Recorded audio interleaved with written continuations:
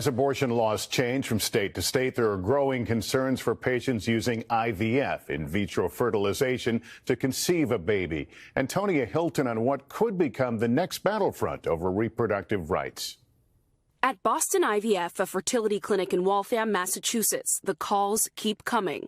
And they're both offering in-person visits. Since the overturning of Roe v. Wade, Rebecca Pouliot estimates her team has answered calls from more than 50 women a day. They're often worried about the status of embryos they've already created in their home states and the possibility of new laws. They're very, very stressed out as it is, just going through fertility treatments. They don't need this on top of it. Now, Boston IVF is one of several clinics helping patients move embryos. For about $500, the clinic will use a courier to transfer the tissues of women in states with restrictive abortion laws to here in Massachusetts.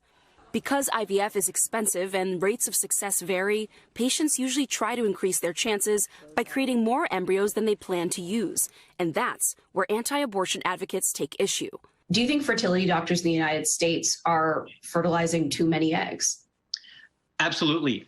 Oftentimes, people destroy those embryos. Those are little human beings just waiting for implantation. If lawmakers define embryos as people, then the testing, storage, and sometimes destruction of those tissues could create legal issues for the work done in IVF labs.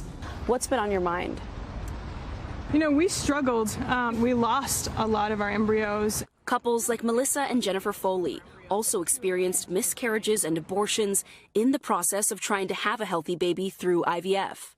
I did have a corneal ectopic, our first pregnancy, and then our second pregnancy, a 10-week miscarriage that I wasn't able to fully miscarry. While some states with new abortion restrictions in place say they aren't targeting IVF, patients like Samira Valdez in Florida worry that new laws could grant an embryo the rights of a person. This is definitely making me want to move faster and try to make a decision sooner than later. Dr. David Ryley wants to give women like Samira another option.